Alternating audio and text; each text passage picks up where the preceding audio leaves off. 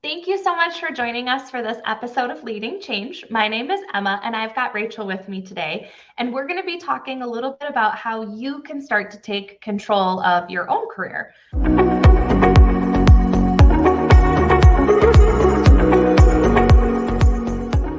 But before I get to all the questions that I've got for you, Rachel, would you mind giving everybody an introduction? Sure. Thanks for having me. I'm Rachel Idso. I have been in the talent acquisition recruiting sphere since 2009. I currently work at a large tech company, work virtually here in Wauwatosa, Wisconsin, and have been with the same company for about 6 years. Look at us, Wisconsin girls uniting. I love Yes. it. So to set the context for the discussion and to give everybody a little insight into maybe the conversation that we had leading up to this, can you share a little bit about kind of some of the twists and turns and changes that your own career had prior to getting to the point that you're at today? Yeah, absolutely. So post-college graduation, I moved to Chicago and the goal was not the title of the job. The goal was get a job in Chicago so I can be a young girl in a big city. So I took whatever role I could, which was business development for a logistics company. And after I started there, I moved into a training and development role to teach all of the people that we were hiring over and over again each month. We were hiring 10 each month, then 20, then all the way up till 40. 3 years after doing that, I married my college sweetheart and we were stationed kind of all over the country. And I had to move from Chicago and I started with a recruiting agency. A friend had sent my LinkedIn profile to that recruiting agency, had zero experience, but I was game. I was ready to take on whatever I could and be able to work where we were located, which was Little Rock, Arkansas. I worked for that company for 9 years, 4 of those in Little Rock and the rest in Milwaukee, Madison area. And then in 2017, I got a call from a tech company that asked if I would be interested in working for them, but virtually. And I was super thrilled, but also had no idea how to do recruitment marketing. Again, I said yes and decided I could learn on the fly and trust my gut enough to be able to do that.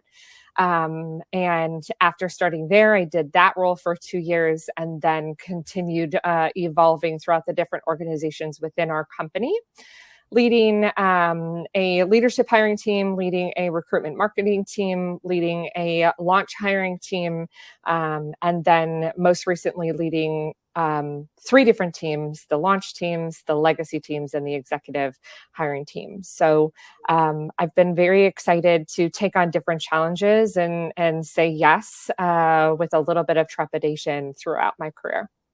So lesson number 1 is not being afraid to say yes, even if it's something that's not what you envisioned as a part of your career, which is part of how we kind of like got this whole conversation going, because that's been very similar for me, going from education to training to sales. And not, again, if I had stayed in exactly what lane I thought I was going to, I wouldn't be where I am today. So there's lesson number 1. But Definitely. what I want to where I want to take the conversation now is, okay, so now we're maybe in a position, whether it's where we anticipated we would be or not, but we are feeling like we're ready for the next stage. What advice do you have for people that are feeling like they're ready for a new challenge, but maybe not sure exactly how to go about getting that new challenge, and specifically, like even within the same company, maybe?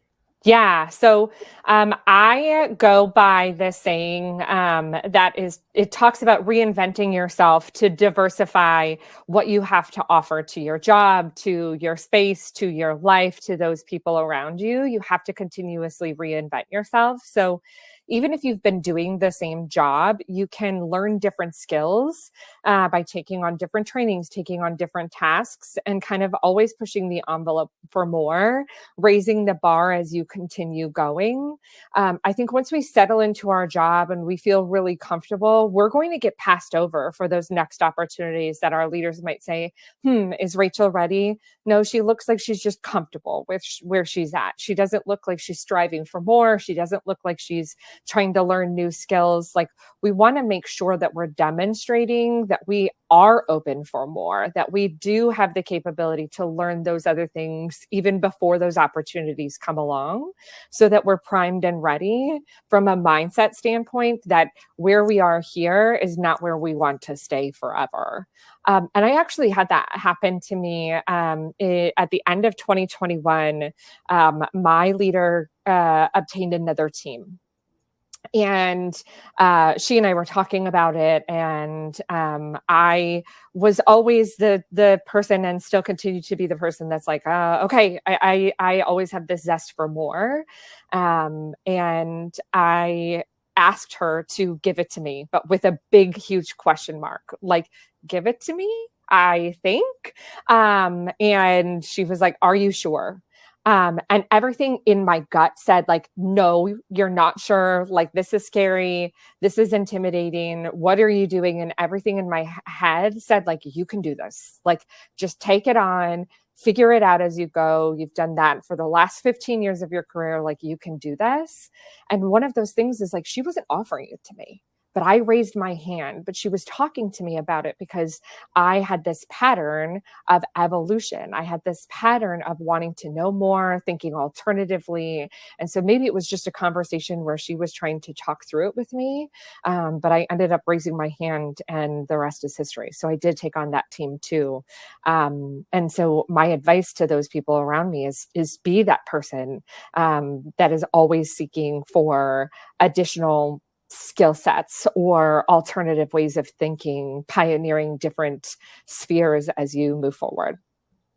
I think that's especially for people maybe that don't have a pattern of always seeking more, that advice is almost even more important, to raise your hand when you are ready, because otherwise, by the time that you raise your hand and start chasing the opportunity, there might already be somebody that has taken those steps and set that precedent that they want that opportunity, and you might be too late. So I think that's super powerful. And many of us are waiting.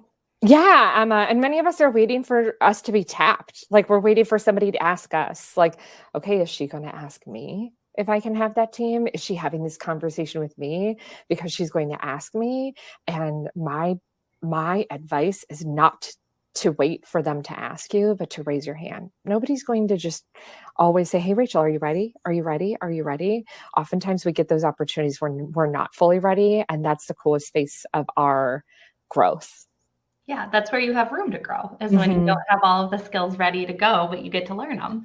Totally. So now that we've talked a little bit about maybe like how to raise your hand for internal positions, I want to just kind of open it up, because it's not every day that everyone gets to sit down with a recruiter from a top firm and kind of pick their brain on career advice. So what other advice do you have for people, whether it's looking for new opportunities outside of their organization or within, just kind of open mic for career advice? Yeah, I think my open mic for career advice would be take a chance on yourself.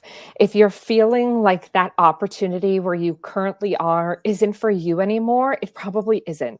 You're probably stagnant in your growth. You're probably disengaged in some way. The saying recently is quiet quitting. You're probably already quiet quitting if you're like, what else is out there? So go ahead and look. And sometimes when you go ahead and look, you're actually finding that your opportunity is better. Sometimes when you go out and look, you feel like, oh my goodness, maybe I am being undervalued. Maybe I am undervaluing my skills. Maybe I can push the envelope to do these things. Be bold. Always have your resume updated, for goodness sakes. Always have your resume updated. And I always advise to do that annually. Actually, as I mentioned at the beginning of your show, I was with one company for almost 9 years, and I've been with this company for almost 6 years.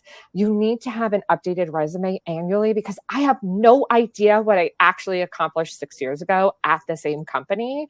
I mean, I know what I did, but like, data-wise and the numbers that are behind it are important on your resume. And if you don't do it annually, you will only have surface level capability to describe what you did 6 years ago or 10 years ago, or for those of us that have been in the industry 15 years ago. And so it's good to make sure that you're perpetually updating that resume and always making sure that your brand is on point. and going in the direction that you want it to.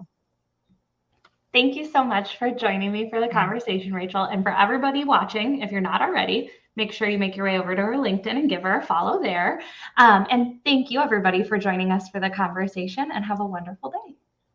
Thank you so much for joining me for this episode of Leading Change. If you liked what you saw, be sure to subscribe and come back weekly for more expert interviews on digital transformation, change management, and emerging technologies.